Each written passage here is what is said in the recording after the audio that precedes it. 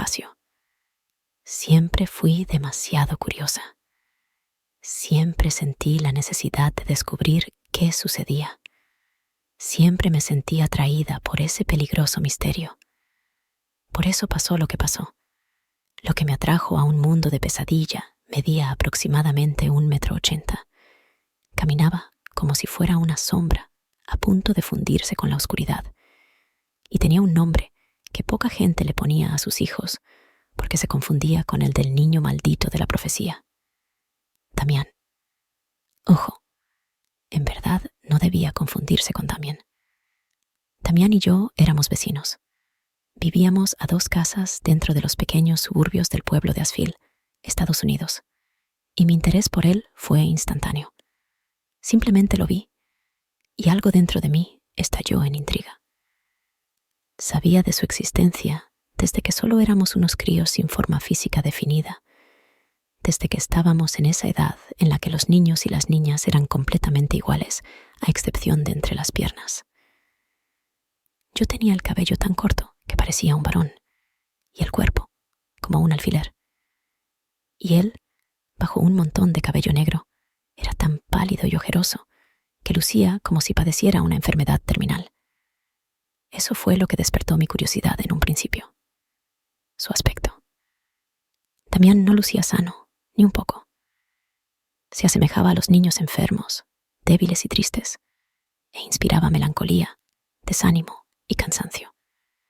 Era completamente distinto a otros, y yo necesitaba saber por qué era tan peculiar y por qué no compartíamos las mismas actividades. Me refiero a que mientras que yo salía a hacer niñadas en el vecindario, él no se asomaba ni a la ventana. Íbamos a la misma escuela, y él no hablaba con nadie. Era silencioso, reservado y rígido, como un mini adulto al que obligaban a cursar la primaria. No iba al parque ni a ningún lugar que yo frecuentara. Rechazaba cualquier gesto proveniente de cualquier persona y desaparecía con una agilidad impresionante.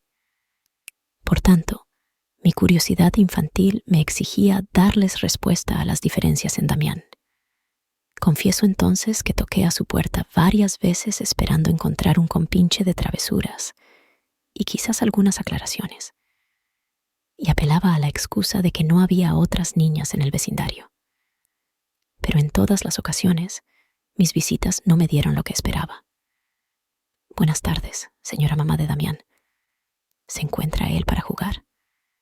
Tengo una bicicleta nueva y mi mamá dice que puedo compartirla.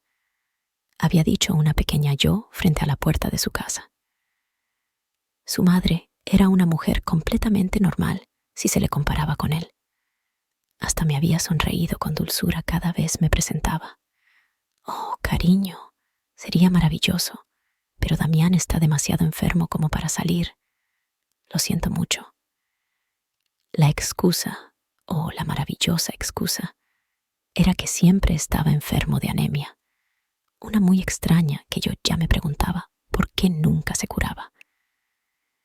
Mi madre me dijo una vez que eso podía explicar por qué era distinto físicamente y por qué no salía mucho de casa, pero eso no respondía a las 1000 preguntas que se paseaban por mi cabeza. Yo, en el fondo, sabía que no podía ser cierto. Sabía que Damián no estaba enfermo. Sentía que no era así. Percibía su aire extraño, distinto, atrayente. Pero con una lista de intentos fallidos, ninguna explicación y nada que asegurara lo contrario. Lo que yo pensaba solo eran suposiciones. Y a nadie le importaba. No obstante, eso no acabó con mi curiosidad. Cuando cumplí los 13 años y mis inocentes intereses por jugar con él desaparecieron, dejé de creerme completamente el cuento de la anemia y me atreví a estudiar e investigar su entorno. ¿Qué había conseguido? Nada. Él nunca salía de casa. Nunca sucedía algo extraño alrededor de ella y nunca se observaba nada sospechoso. Aparentemente, todo era normal. Salidas normales, regresos normales y sonidos normales.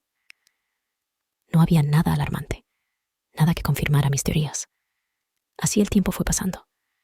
Celebré cumpleaños, hice amigas, maduré físicamente, me relacioné con el mundo y Damián continuó enfermo de una supuesta anemia.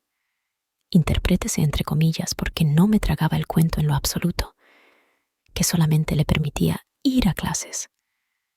Fuimos a la misma y única escuela primaria de Asheville y luego entramos al mismo y único instituto de Asheville, pero las circunstancias seguían siendo iguales.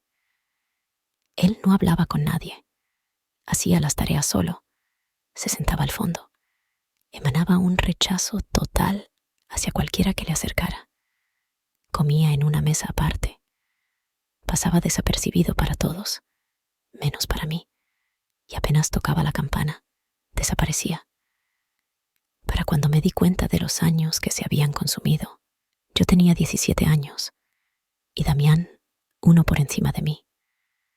Ya había dado un cambio radical, es decir, la pubertad lo había golpeado de forma sorprendente.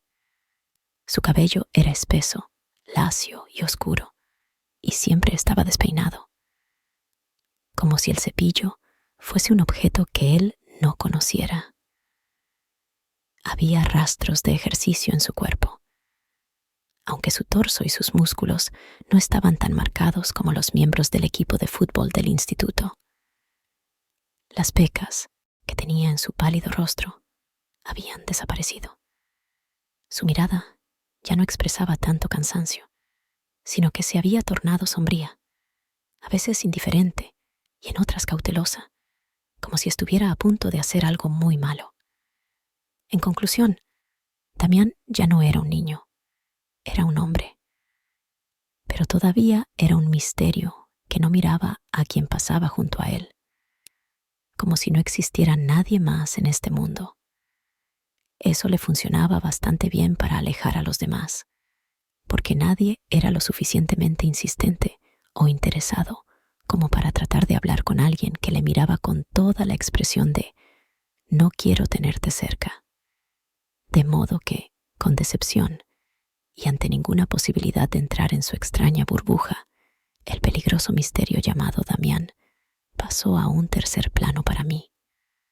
Fue un misterio que dejé de intentar resolver hasta ese día